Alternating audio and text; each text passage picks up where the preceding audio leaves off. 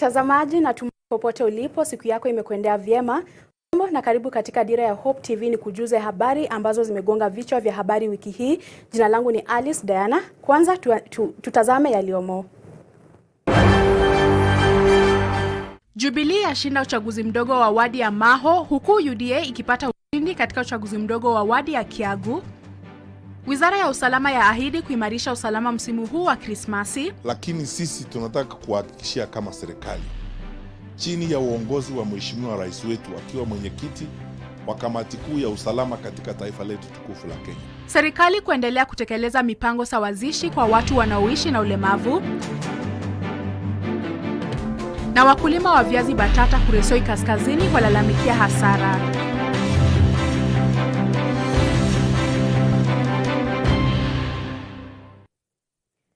Mtazamaji karibu, tuambatane hadi tamati. Jina langu ni Alice Diana. Chama cha Jubilee kilipata ushindi katika uchaguzi mdogo wa wadi ya Maho, kaunti ya Taita Taveta. Donald Fundaleri alipata kura 1609 dhidi ya mpinzani wake wa chama cha UDA Daniel Mutuku aliyezoa kura 1358. Mgombea wa chama cha Tujibebe wa Kenya Samuel Obwage alishika nafasi ya 3 kwa kupata kura 89. Mshindi wa uchaguzi huo mdogo sasa atamrithi Ronald Sagurai aliyefariki miezi 4 iliyopita. Hatujaona makabiliano mengi katika hii kampeni, kwa hivyo na kwamba amani bado ingalipo, na zaidi ya hiyo ni kwamba hatutajali kwamba tulipigiwa kura na nani ama hatukupigiwa kura na nani. Tutawashirikisha wote ambao waliotupigia kura na ambao hawakutupigia kura. Kwa hivyo na uhakika kwa kuwashirikisha wote tutakuwa na amani ya kutosha. Kama kuna siku nina furaha tena sana, nafikiri ni usiku wa leo. Na furaha yangu ni kwamba yale yote tulioketi na Mheshimiwa Naomi tukakubaliana kwanza wawili kwamba tunapoenda kwa uchaguzi huu, strategy yetu ndio hii, tuianzie hapa tuipeleke mpaka hapa, ni kwamba yametimia. Nataka kutoa kwanza shukurani zangu za dhati kwa wapigaji kura wote wa Maho waliojitokea kumpigia mgombeaji wa kutoka kwa chama changu, na wale pia ambao hawakumpigia. Manake wale ambao hawakumpigia ndio wametufanya tukafanya bidii zaidi ndio waweze kuibuka. Tukisalia masuala ya uchaguzi ni kuwa mgombea wa chama cha UDA Simon Ngaruni ndiye aliyeibuka mshindi katika uchaguzi mdogo wa wadi ya Kiagi huko Imenti ya Kati, kaunti ya Meru. Ngaruni alijizolea kura 2440 kwenye uchaguzi huo ulioandaliwa Alhamisi dhidi ya kura 1823 alizopata mshindani wake wa karibu Milton Mwenda wa chama cha Kazi. Mgombea wa chama cha Jubilee Samson Kinyua Magambo aliibuka wa 3 kwa kuzoa kura 1609. Kiti hicho kilisalia wazi baada ya kifo cha Eunice Karegi aliyekuwa akiugua saratani. Ngaruni Simon Kiambi as the elect MCA for Kiambi. The problems that we've had in this country is not about anything else. It's about your failure to accept election results, and that is what has plunged this country into bloodshed, into war, and for the purposes of moving this country forward. Please, let's all abide by the rules of the game. Mimi naomba wale ambao tulikuwa tunapiga kampeni na wao tuungane pamoja, tuwe kitu kimoja ili tuendeleshe Kiagu yetu hiyo mzuri. Juu mashindano sio kusema ni waondui. Mashindano inataka kuwa mashindano mazuri kama ambayo tumefanya. Tukiendelea ni kuwa waziri wa usalama wa ndani Fred Matiang'i amehakikishia taifa kuwa maafisa wa usalama wako tayari kuimarisha usalama msimu huu wa Krismasi. Matiang'i ameagiza wakuu wa idara za usalama kutowaruhusu maafisa wa usalama kuelekea katika likizo au mapumziko msimu huu wa Krismasi, akisema agizo hilo limetoka kwa Rais Uhuru Kenyatta ambaye ni mwenyekiti wa Baraza la Usalama la Taifa. Maafisa hao wametakiwa kuwa macho msimu huu wa sherehe. Katika msimu huu wa sikukuu na mwaka mpya na sherehe zote, tumekaa ngangari na tumetoa tahadhari kwa wananchi wote wa Kenya. Bado tuko na shida na bado tuko na changamoto. Majirani wetu hapa wengi tumepakana na nchi ambazo ziko na shida kubwa, na nyinyi mnaelewa. Na kuna bado shida ya ugaidi. Na bado tuko na janga hili la corona. Tujikinge na pia tuwe makini na yale tunayoyafanya hata wakati huu wa msimu wa Krismasi. Lakini sisi tunataka kuhakikishia kama serikali, chini ya uongozi wa Mheshimiwa Rais wetu akiwa mwenyekiti wa kamati ya usalama katika taifa letu tukufu la Kenya, tuko tayari kabisa na tumekaa ngangari. Nasema vile Mheshimiwa Rais ametuamuru sisi wote, watu wa usalama, maafisa wa polisi, ngao, kila mtu, hakuna ruhusa, hakuna holiday.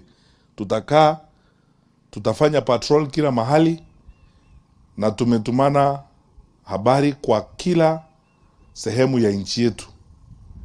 Tukae ngangari ili tuweke usalama wa kutosha na tuhakikishe wananchi wetu hata wakati watakuwa kwa sherehe zao na starehe zao za sikukuu ya Krismasi wako sawa na kuna usalama wa kutosha. Na ninawahakikishia maafisa wa polisi na wale wenzangu katika ngao, tulinde nchi yetu.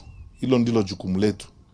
Na jukumu la kwanza la serikali yeyote ni kulinda wananchi wake. Vile Mheshimiwa Rais wetu ametuamuru, tuhakikishe kwamba tunatekeleza hilo jukumu kikamilifu. Serikali imeweka mikakati ya kutosha.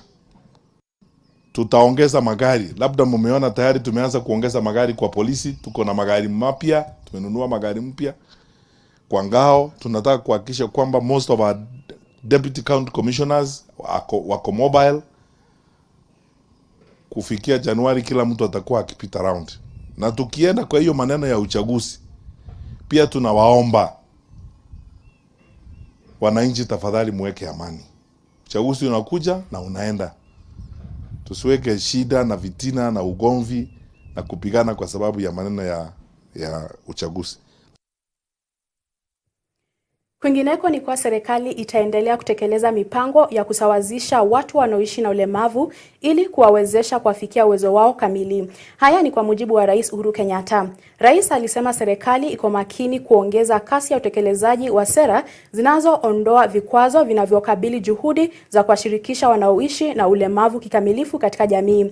Rais Kenyatta, ambaye ndiye mdhamini wa hazina ya kitaifa ya walemavu nchini NFDK, alisema hayo Alhamisi jijini Nairobi alipoongoza sherehe za shirika hilo za kuadhimisha miaka 40 tangu ilipoanzishwa na kuzindua kitabu kinachoelezea mafanikio ya hazina hiyo katika kipindi cha miongo minne. Kiongozi wa taifa alimsifu aliyekuwa rais marehemu Daniel Arap Moi kwa kuanzisha hazina hiyo kama wakfu wa mwaka 1981 na kuharakisha kuondolewa kwa vizuizi vilivyowakumba walemavu nchini. In supporting persons with disabilities, the fund has identified 3 forms of support, namely, support to individual persons with disabilities, which include assistive devices such as wheelchairs, white canes, crutches, hearing aids, etc. We also provide to individuals tools of trade, such as hair salon kits, carpentry tool kits, welding machines, farm equipment, and in arid and semi-arid areas, we provide them with livestock to assist them in income-generating activities. We also support institutions of learning with small grants to meet their most immediate needs as they may be deemed necessary and urgent. Along the way, we have overcome numerous obstacles and without doubt restored hope to millions among us. And today, I particularly thank the National Fund for the Disabled of Kenya for being a leading light on that journey of empowering the disabled over the last 4 decades. The story of the fund and its successes, as is chronicled in the book that we are launching today, is not one of abstract numbers and impersonal statistics. It is a story of bringing hope to where once despair reigned, and a story of wiping away tears and of individual as well as group successes. Tukiendelea ni kwa serikali ya kaunti ya Nyandarua inatarajiwa kuongeza vituo vya chanjo ya COVID-19 katika maeneo ya kuabudu katika juhudi za kuwafikia wakazi 1281 ambao bado hawajachanjwa. Kwa ushirikiano na baraza la kidini la kaunti ya Nyandarua, serikali ya kaunti hiyo na wizara ya afya watawatuma maafisa wa afya katika makanisa ya eneo hilo ili kutoa chanjo wakati wa siku za ibada. Patroba Ojwang anatuletea taarifa hii kwa kina. Kulingana na waziri wa uchukuzi na kawi kaunti ya Nyandarua Mary Mugwanja, ni 37% pekee ya wakazi wa kaunti hiyo waliopewa chanjo dhidi ya virusi hivyo. Akizungumza wakati wa zoezi la kutoa chanjo kwa umma huko Alkalau, Mugwanja alisema kuwa viongozi wa dini watakuwa na jukumu muhimu katika kuelimisha waumini haja ya kupewa chanjo. We have a target of approximately 367,000 Nyandaruans. And we've only done 137, so it means we have 37%. We have a long way to go because 73% is not a mean achievement. It means we need to vaccinate our approximately 230 residents. And I want to urge all of us to ensure that we partner with the interfaith, with all the churches, and they have committed that their churches will be open to be used as the centers of the vaccinations. We also have vaccinations in all the health centers, and we have also the health workers and the health volunteers who are supporting in this initiative. Kwa upande wake, kamishna wa kaunti ya Nyandarua Amos Mariba alisisitiza haja ya kupewa chanjo, akibainisha kuwa watekelezaji wa sheria hawatasita kuwakamata wale wanaokosa kufuata miongozo iliyowekwa ya COVID-19. Tukiwa na ushirikiano kati ya national government, county government na viongozi wa kanisa kuona kwamba kila mtu amechanjwa. Labda wengine wataniuliza, na kuna labda makanisa machache ambayo yanawaambia wafuasi wao wasichanjwe au hayaruhusu watu kwenda kupata matibabu. Hao tutaongea nao, na ndio maana tuko sasa na viongozi hawa wa kanisa wataongea na wanzao wanawajua, lakini ilivyo kawaida mimi niko hapa kutekeleza wajibu wa Kaisari. Yule atakaye kataa basi tutamchukulia hatua, manake hili ni swala ambalo tumelivalia njuga kuona kwamba limetekelezwa katika kaunti nzima. Mwenyekiti wa baraza la dini kaunti hiyo Askofu Josam Kariuki alisema kuwa kanisa ambalo ni nguzo muhimu katika kuelimisha watu juu ya mema litahakikisha kwamba waumini wote wanapatiwa chanjo kwa kuwahamasisha juu ya haja ya kupata chanjo hiyo. Nasi kama kanisa, hiyo ndio jukumu ambao tunaweza kuwa naye ya kushirikiana na serikali kuu na serikali ya kaunti kuona watu wetu wana usalama. Especially wakati huu tunaenda wakati wa Christmas. Kuna wageni wengi sana watatembea katika hii county. Wengine wametoka mbali, na tunataka wakikuja wakute watu wetu wako salama, they are protected kutokana na hii virusi ya COVID. Patroba Ojwang, Dira ya Hope TV. Shukran sana Patroba Ojwang kwa taarifa hiyo. Basi mtazamaji, nachukua mapumziko mafupi ya kwanza, usiende mbali kwani nitarejea na mengi zaidi.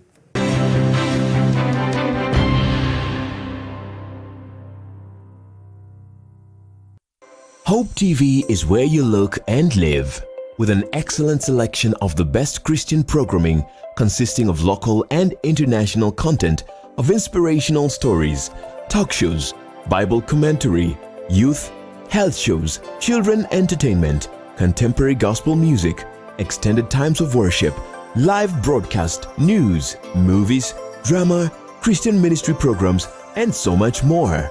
Hope TV is another quality service from Christ is the Answer Ministries, with over 45% of authentic and credible local content every week. Hope TV is a sister station to Hope FM, Kenya's leading Christian radio station, with footprints across the country. Tune in to Hope TV, where you look and live.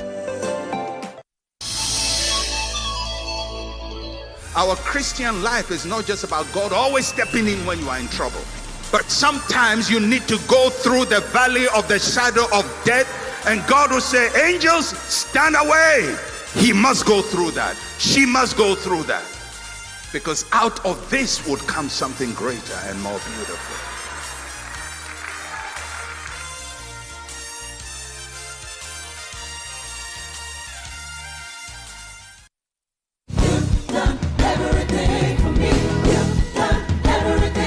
Join us every Sunday for unlimited, uplifting, powerful worship,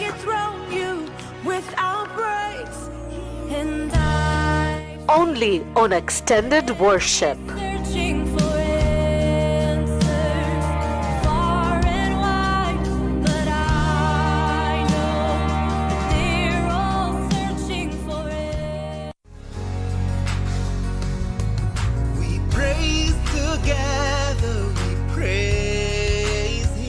Whether you are fat or thin, and for me, I don't consider myself fat. I consider myself good for my purpose, to hug women.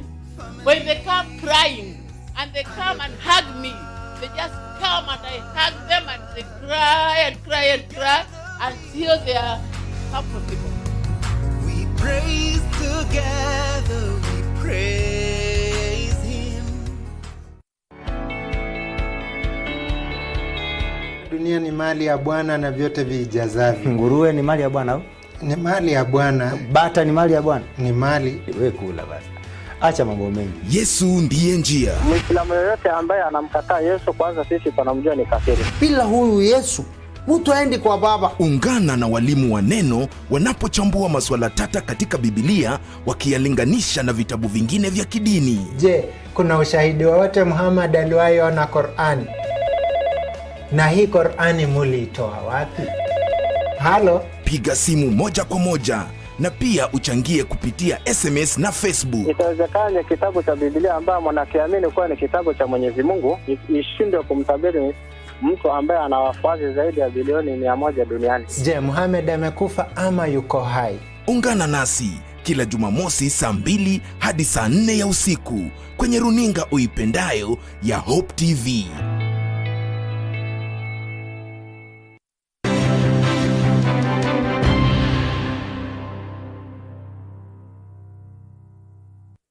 Mtazamaji, karibu tena, niendelee kukujuza, na kabla sijaendelea, naona katika ukurasa wetu wa Facebook Joski Shams anatazama akiwa jimbo la Nairobi na Ann Sabatia anatazama akiwa diaspora. Shukrani sana kwa kutazama, nazidi kutuma jumbe zenyu mkituelezea mnatazama mkiwa wapi. Na basi tukiendelea, ni kwa zaidi ya familia 12,000 katika kaunti ndogo ya Narok Mashariki zitanufaika na malipo ya shilingi 3,000 kila mwezi kutoka serikali ya kitaifa ili kuwasaidia waathiriwa wa kiangazi. Haya ni kwa mujibu wa naibu kamishna wa kaunti ya Narok Eric Wamurevu. Wamurevu amesema kuwa maeneo yaliyoathirika zaidi ni Oletukat, Mosiro na Nkurumet ambako ukame wa muda mrefu umeshuhudiwa mwaka huu. Mwanahabari wetu Grace Akati na mengi zaidi kuhusiana na taarifa hii. Akiongoza hafla ya kusajili familia ambazo zitanufaika na mpango huo wa serikali wa kutoa misaada ya pesa kwa waathiriwa wa ukame katika soko la Mosiro, naibu kamishna wa kaunti ya Narok Eric Wamurevu alipongeza hatua ya serikali ya kusajili familia hizo na kushukuru serikali ya kaunti kwa kuzisaidia familia zilizo katika mazingira magumu kwa kuzinunulia chakula na malishe kwa ajili ya mifugo yao. Ukame hapa imekuwa ni changamoto kiasi kwa sababu msimu huu mvua imechelewa kiasi, lakini serikali iliweza kusaidia kiasi kidogo kwa kuleta chakula tukapeana kwa wananchi ambao walikuwa wameathirika. Pia county government imekuwa ikileta nyasi na pia na chakula, na pia tumeweza kuregister watu ambao walikuwa wameathirika zaidi na chakula, na kuanzia wiki zijazo tuna hakika kwamba watapata ile support ya serikali ya 3,000 kwa familia ambazo zimekuwa identified as vulnerable in the sub county. Kufuatia kiangazi kinachoshuhudiwa eneo hilo, Kasisi Joseph Ole Kisendu wa kanisa la Gospel Outreach katika eneo la Mosiro alisema wamelazimika kuhamisha mifugo yao hadi maeneo ya mbali kutafuta nyasi na maji. Kiongozi huyo wa kanisa sasa ametoa wito kwa serikali kusaidia jamii kupata maji ya kudumu kwa kuchimba visima ili maji hayo yatumike wakati wa kiangazi. Ikikuwa hivi, inastahili serikali na hizi ma NGOs watuangalie ili kwa wakati ya ukame kama hii, kwa ajili tunataka tusaidiwe, hata mashule wapate chakula na tena tupate kuendelea, kwa ajili ukame inaendelea kusidi. Haijawahi kuwa hivi. Sehemu zingine hakuna maji kama hii. Inahitajika, kama ingekuwa ni vile hatujui tu, kama ingekuwa tungewaelezea. Kuna sehemu 2-3 area hii watu wanaenda mbali sana, inastahili wapate borehole kama hii.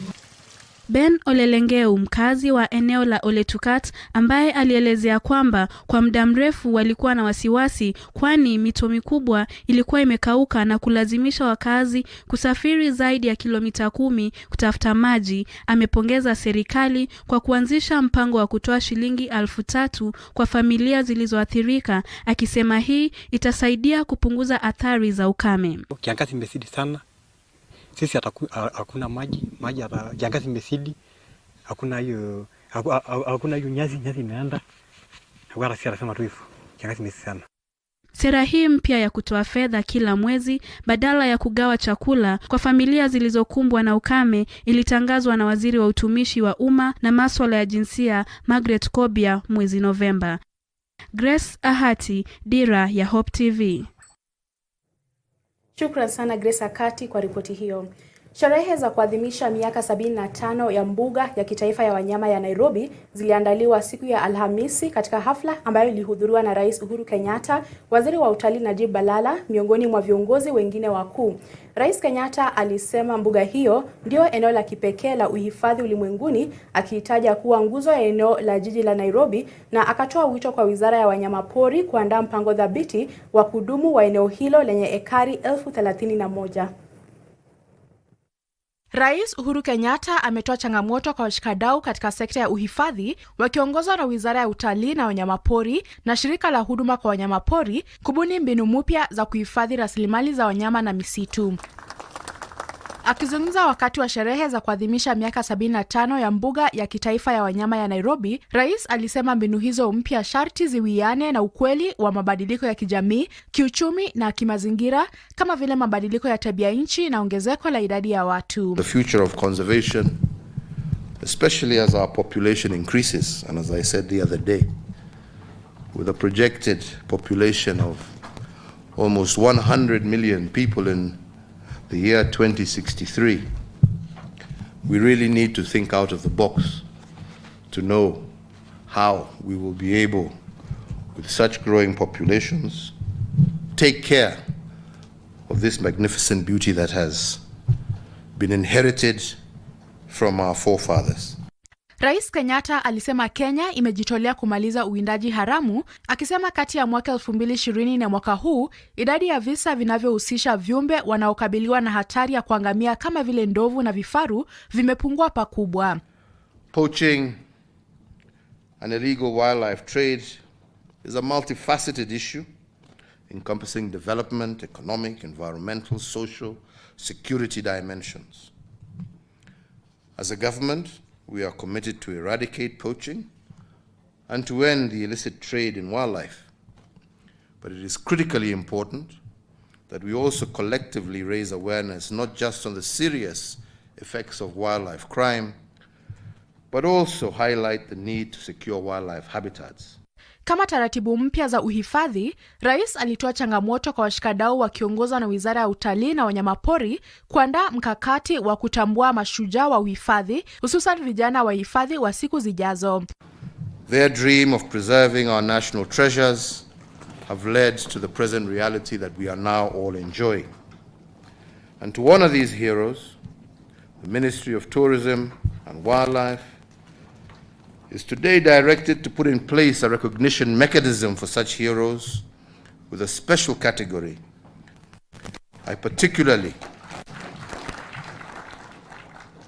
look forward today to honoring our young citizens who have contributed to keeping our parks clean and clear of litter. Katika hotuba yake, Waziri wa Utalii Najib Balala alimpongeza rais kwa kuendelea kusaidia uhifadhi wa mazingira, huku akisema ufanisi uliojiri katika kumaliza tatizo la uwindaji haramu na masuala mengine ni kutokana na uwekezaji mkubwa wa serikali katika sekta hiyo. You've also authorized the establishment of the Wildlife Research and Training Institute. And finally, the 2 billion shillings you have given to conservation through the salaries of rangers and also the scouts, that was a big plus from your government. Mine is to say thank you very much, Your Excellency, and we appreciate. And I want to assure you, Your Excellency, we have a good team in KWS. They are now more proactive, more effective, and they are passionate about protecting this heritage. Tukiendelea ni kuwa vyama vya siasa vimehimizwa kutilia maanani masuala ya watu wanaoishi na ulemavu na kuwapa nafasi katika vyama hivyo kabla ya uchaguzi mkuu wa mwaka 2022. Akizungumza katika eneo la Olkalau, kaunti ya Nyandarua, mwenyekiti wa Tume ya Taifa ya Jinsia na Usawa Joyce Mutinda alisema kuwa mara nyingi hasa katika kipindi cha uchaguzi watu wanaoishi na ulemavu hawapati nafasi sawa ya kushindana na watu wengine. Joseph Maingi anatuletea ripoti hii. Huku uchaguzi wa mwaka kesho ukikaribia, vyama vya kisiasa humu nchini vimeraiwa kuwapa kipaumbele watu wanaoishi na ulemavu humu nchini. Mwenyekiti wa Tume ya Taifa ya Jinsia na Usawa Joyce Mutinda anasema kuwa vyama vya kisiasa vinapaswa kuzingatia kuondoa ada ya usajili wa wagombea viti wanaoishi na ulemavu ili kuwahimiza kuwania nafasi mbalimbali za uongozi. Hao ambao wanaishi na ulemavu unapata shida kubwa sana ambapo wajitokezi ni wengine hawajui kama wanaweza kujitokeza. Lakini kwa mwaka huu tumeona huyu Kigame akijitokeza. Akasema anataka kuwa rais wa Kenya. Sasa najua wengi watajitokeza. Na ningetoa hamazisho ya kwamba wajitokeze waweze kuitisha kura. Manake katiba inawalinda. Na hao ni Wanakenya ambao wanapaswa kushiriki katika siasa kikamilifu. Wakati huo Mutinda alilalamika unyanyasaji wa kijinsia kwa vijana na wanawake ambao wanagombea viti ambao wanaonyesha nia yao ya kugombea nafasi mbalimbali za kuchaguliwa, na akatoa wito kwa serikali na vyombo vya usalama kuwa waangalifu kulinda makundi haya. Haya makundi ambapo ni akina mama na wale wanaoishi na ulemavu na saa zingine youth, hao ma youth wanakuwa na shida ya kutokuwa na pesa za kutosha kuendesha campaign. Sasa wakiwa na hiyo shida, wakati mwingine wataweza kupewa pesa alafu wadhulumiwe. Kwanza wanawake wanaweza kudhulumiwa na wanaume. Si ati wanaweza, wengi wamedhulumiwa. Wanatumiwa vijana wanaenda wanawachapa, ama saa zingine hata wanawadhulumu kimapenzi. Sasa wakiona wanadhulumiwa wanaogopa kuwa katika siasa. Kwa upande wake, waziri wa vijana, jinsia na michezo kaunti hiyo, Anne-Mary Gathingia, alipongeza juhudi zinazofanywa na Tume ya Taifa ya Jinsia na Usawa katika kuhakikisha usawa wa kijinsia kwa wote na hasa kwa wale wanaoishi maeneo ya vijijini. Alibaini kuwa kesi 200 za unyanyasaji wa jinsia zimeripotiwa katika kaunti hiyo mwaka huu. Tunajua kwa hii mwaka ile statistics iko ni karibu 200 na kitu ya watu ambao wamekuwa wakidhulumiwa. Na tungependa sana hiyo namba iweze kwenda chini. Tunashukuru wale wote ofisi ya polisi, ofisi ya county commissioner ambao tunashikana sana kuhakikisha ya kwamba tunaangalia haya mambo. Lakini leo hizi vikundi tumeleta za wamama, za vijana na hata wale watu ambao wako na ulemavu ni muhimu sana.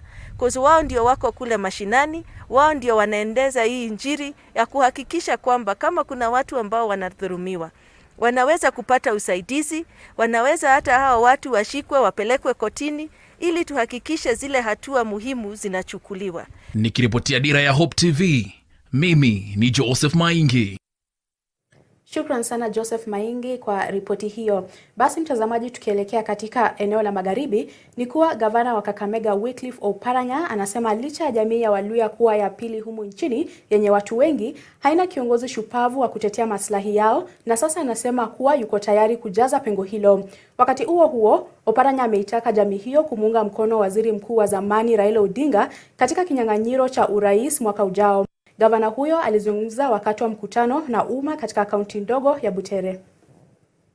Hao watu wamekuwa problem kwa Waluya. Waluya, we are the second largest tribe, but hatuna NSA at the national level.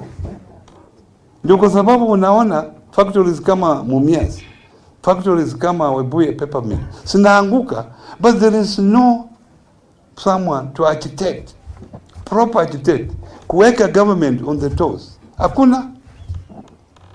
Ndio kwa sababu tukiitwa kwa state house tunaitwa watatu. Mbona hawa wanachukua moja moja na sisi tunaenda watatu? Ni kuonyesha we have no leadership. How come this other region kila mtu anatoka mmoja mmoja na sisi tuko hapa watatu? Naambia hii ni furaha, ni kuonyesha there is no leadership in Luya. Kwa sababu na mimi pia nikienda kule juu nitaambiwa na Oparanya umeleta nini? Wananiwachia huko Western yote ni coordinate, nione ya kwamba tumepata viti, tumepata magovernors, tumepata MCAs, tumepata wabunge, tumepata senator na ile kadhalika. Hata kama upati huwezi kupata 100%, lakini kama unapata 70 umejaribu.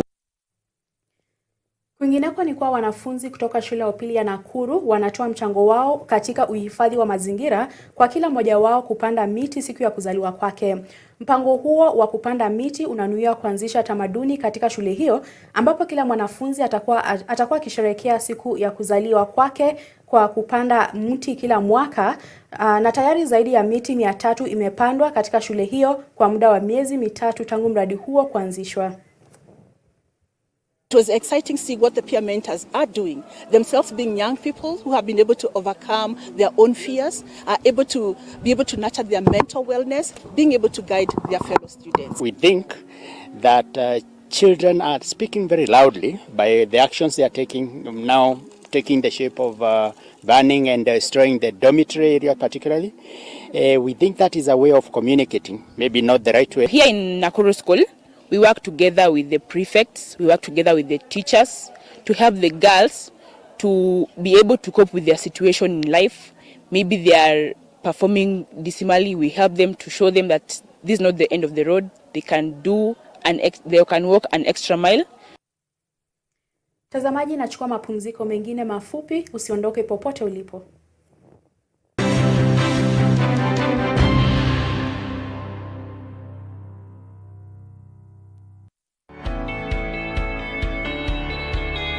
Dunia ni mali ya Bwana na vyote vijazavyo. Nguruwe ni mali ya Bwana au? Ni mali ya Bwana. Bata ni mali ya Bwana. Ni mali. Wewe kula basi. Acha mambo mengi. Yesu ndiye njia. Muislamu yoyote ambaye anamkataa Yesu, kwanza sisi tunamjua ni kafiri. Bila huyu Yesu mtu aendi kwa Baba. Ungana na walimu wa neno wanapochambua masuala tata katika Biblia, wakiyalinganisha na vitabu vingine vya kidini. Je, kuna ushahidi wowote Muhammad aliwahi ona Qur'ani? Na hii Qur'ani muliitoa wapi? Halo? Piga simu moja kwa moja na pia uchangie kupitia SMS na Facebook. Itawezekana kitabu cha Biblia ambaye mwanakiamini kuwa ni kitabu cha Mwenyezi Mungu ishindwe kumtabiri mtu ambaye ana wafuasi zaidi ya bilioni 100 duniani. Je, Muhammad amekufa ama yuko hai? Ungana nasi kila Jumamosi saa 2 hadi saa 4 ya usiku kwenye runinga uipendayo ya Hope TV.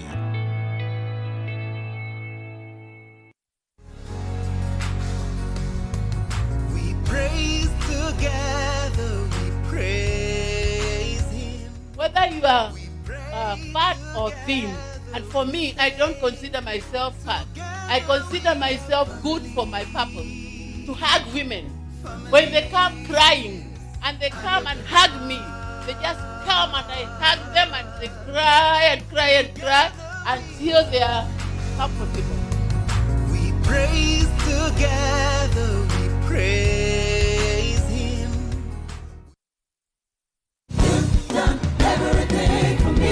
You've done everything for me. Join us every Sunday for unlimited, uplifting, powerful worship,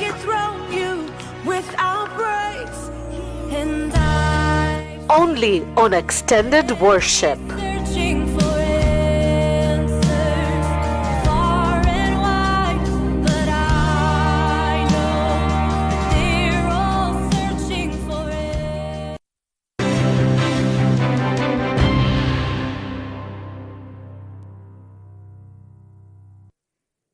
Mtazamaji, karibu tena na shukran kwa kuendelea kwa nasi. Tukiendelea ni kuwa mratibu wa bonde la Ufa George Natembea amewataka wasimamizi wote wa miradi eneo hilo kuhakikisha miradi wanayosimamia inakamilika ifikiapo Aprili mwaka 2022. Akizungumza katika mji wa Narok baada ya kukagua miradi mbalimbali, Natembea alisisitiza kuwa miradi yote iliyoanza mwaka 2013 inapaswa kukamilika kabla ya Rais Uhuru Kenyatta kutoka madarakani. Mratibu huyo alisema kucheleweshwa kwa malipo haipaswi kuwa kisingizio cha kuwazuia wanakandarasi kukamilisha kazi zao kwa wakati, akisema kuwa serikali hushirikisha tu wanakandarasi ambao wanajiweza kifedha.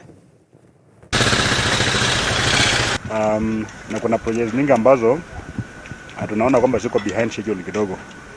Ile muda ambayo walipewa kumaliza kandarasi unaendelea kuyoyoma, lakini kazi iko nyuma kidogo, na kumekuwa na sababu nyingi zingine ambazo zinaeleweka.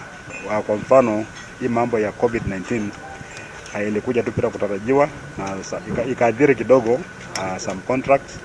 Alafu pia mambo ya weather, kumekuwa na mvua and so forth. Na mnajua COVID pia iliathiri mambo ya uchumi kidogo, kwa hivyo anapata pia funding inakuwa na challenge. But as government tumekubaliana kwamba miradi zote ambazo Mheshimiwa Rais ameanzisha, Mheshimiwa Rais Uhuru Kenyatta ameanzisha wakati wa hatamu yake kuanzia 2013 mpaka 2022, lazima tuzimalize before April, latest June. Maana kuna zile ambazo mwenyewe angependa kuja kuzilaunch wakati zimekamilika. Kuna zile ambazo tunaitwa legacy projects ambazo zitakuwa associated na regime yake. Kwa hivyo huwezi kuwa na legacy project ambayo rais ameweka roho yake hapo alafu ikose kumalizika wakati wa hatamu yake, tena itakuwa legacy yake, itakuja kuwa legacy ya mtu mwingine. Na ndiposa tumekuja hapa kuongea na wa project managers, resident engineers, pamoja na contractors na hizi kamati ya CDICC kuhakikisha kwamba tunasukuma contractors kabisa ili wapate kumaliza hizi projects. Mtazamaji, sasa tupate taarifa zaidi za kaunti mbalimbali humu nchini na mwanahabari wetu Kennedy Kimani. Tume ya maadili na kupambana na ufisadi nchini EACC imeanza uchunguzi kuhusu uwezekano wa ubadhirifu wa zaidi ya shilingi milioni 600 katika serikali ya kaunti ya Nyandarua na bunge la kaunti katika mwaka wa fedha wa 2019 na 2020. Tayari tume hiyo imewaamurisha wawakilishi wodi 28 na maafisa wawili wanaosemekana kuhusika na ubadhirifu huo kufika mbele yake. Akizungumza na waandishi wa habari katika ofisi za EACC mjini Nyeri siku ya Jumatano, mkuu wa kanda ya kati Charles Rusungu alisema kuhojiwa kwa wawakilishi wadi hao kutachukua angalau wiki moja, ambapo kila mmoja atapewa fursa ya kujibu tuhuma zilizoibuliwa dhidi yake. We have other allegations to the effect that the County Assembly Service Board of that is a county assembly which is irregular in the first place, and they are making transactions or making decisions which concern the county assembly, including promoting, recruiting and deploying officials, which involves expenditure of public funds, and in that case it becomes irregular if indeed it is true that the County Assembly Service Board is irregular. Mbunge wa Ganze Teddy Mwambire sasa anataka pesa za hazina ya maendeleo ya maeneo bunge CDF ziongezwe ili kuwezesha wabunge kufanya maendeleo kwenye vijiji. Akizungumza katika shule ya msingi ya Bahati, Mwambire alidai kuwa pesa zilizotengewa za CDF ni kidogo ikilinganishwa na mahitaji ya wakazi haswa walio katika eneo la Pwani. Bunge huyo sasa anataka wabunge wenzake wamuunge mkono kwenye mswada wa kutaka pesa za CDF ziongezwe. Wakati huo ametaka serikali kuongeza idadi ya walimu eneo la Pwani. Ngawaje utaweza kusema kwamba kuna madarasa mengi tumejenga, lakini ni lazima ujue pia shule ni nyingi na mahitaji ni mengi, kwa sababu hata baadhi ya shule zina madarasa ambayo ukiyaona unasema ni madarasa, kwa hivyo mpaka yaondolewe yawekwe mengine. Ni afueni kwa wakazi wa kitongoji duni cha Manera kilichoko Naivasha, kaunti ya Nakuru, baada ya mradi wa maji safi kuzinduliwa miaka 20 baadaye. Mradi huo ambao utagharimu kima cha shilingi milioni 3 utafaidi familia 150 ambazo zimekuwa zikigharamika mno kufuatia uhaba wa maji safi eneo hilo, ambao uliwapelekea kuteka maji katika mto Karati. Wakazi wameelezea furaha yao kufuatia mradi huo wa maji safi, wakisema kuwa sasa swala la usafi litaimarika eneo hilo. Pitia mengi tukiwa kama hatuna maji kama tungepata labda tupate ya puda. Na yote ni kununua, kwa mtungi tunanunua shilingi 15 kwa kila siku. Za zingine unatumia maji kufua, kufanya nini, yani mashida ni mengi katika area hii. Ni wangu tulikuwa tuna shota maji ya uchafu mara kwa mto huko Karate, lakini siku ya leo ninaifurahia mheshimiwa wetu wa Nango ametuletea maji safi. Wakazi wa eneo la Enkasiti huko Kajiado Mashariki wanalalamikia ubovu wa barabara katika eneo hilo. Wenyeji hao wanasema shughuli zao za usafiri zimekuwa zikitatizika pakubwa, na sasa wanataka tume ya maadili na kupambana na ufisadi EACC kuchunguza jinsi shilingi milioni 10 zilizokuwa zimetengewa ukarabati wa barabara eneo hilo zilivyotumika. Na huwa wakati kunanyesha watoto hawaendi shule, na tukapia na kuna uwezekano tukipata watu wagonjwa hawataenda hospitali kwa sababu ya hii barabara. Recently we had a tender that was won to do this road, only 6 kilometers from Enkasiti Primary School all the way to Sigma. Those are 6 kilometers. 10 million shillings was awarded. We went there and we confirmed from the county offices that money was actually allocated for this project. But what happened on the ground can surprise you. Tumekuwa tukilalamika na tumeenda kwa county government ya Kajiado na tukapata faili ya hii barabara hiko kwa mesa mbele ya engineer wa county wa Kajiado. Tukaongea naye akatiambia kutoka next week watu watakuja, na ni kweli watu walikuja wakagrade barabara peke yake, lakini hawakuweka mara vile tulikuwa tumesema kilomita. Shukran sana Kennedy Kimani kwa mkusanyiko huo wa taarifa za kaunti. Na basi tukiangalia taarifa za biashara ni kuwa wakulima wa viazi batata kule Kuresoi kaskazini kaunti ya Narok au kaunti ya Nakuru wametishia kuacha ukulima wa mmea huo na kuzamia katika ukulima wa mimea mingine kufuatia kuongezeka kwa gharama za uzalishaji wa chakula hicho. Wakulima hao wanasema kuwa kuongezeka kwa gharama ya mbolea na vifaa vingine vya ukulima kunawaletea hasara, na sasa wametoa wito kwa serikali ya kaunti hiyo kupunguza bei ya vifaa vya ukulima. Bei ya viazi kweli kwa ukulima, sisi wakulima tunanunua kwanza fertilizer. Saa hii mfuko moja ya 50 kilos ni 5,000 na 100 juu yake. Na viazi kunia moja ile walitupimia 50 kilos ni shilingi 500.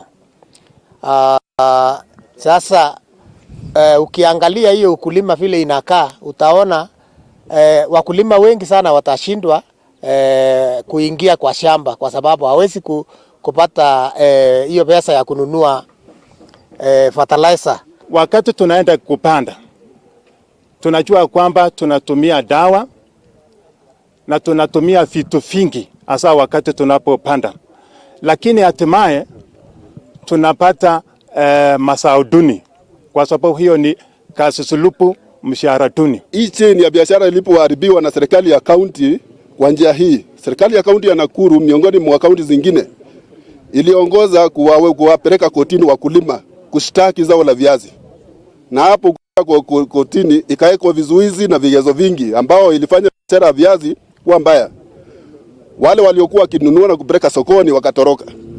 Tukabaki na mazao shambani. Na viazi kama zao sawa na zao zingine ni zao ambao inaharibika. Na vikosi vya usalama eneo la Pwani vimewahakikishia wakazi wa eneo hilo usalama wakati huu wa msimu wa Krismasi ambapo biashara ya utalii inatarajiwa kunawiri. Vikosi hivyo vimesema kuwa vimeweka mikakati ili kuhakikisha kwamba watalii wote ambao watazuru eneo hilo wako salama. Wamiliki wa hoteli katika mkoa huo nao wanatumaini kwamba sekta hiyo itapata faida zaidi mwaka huu ikilinganishwa na mwaka wa jana. Utalii katika hii area ya coast uko sawa. Tumeweka mikakati ambayo inastahili kuhakikisha kwamba watalii wote ambaye ni wa hapa nchini na wale wametoka nje wako safe. Officers wangu katika hiki kikosi wote wako nje. Kama kwa na watu ambao wako na nia mbaya, tutakuwa ni mipango ya kuwatambua na kuwachukulia hatua ya kisheria.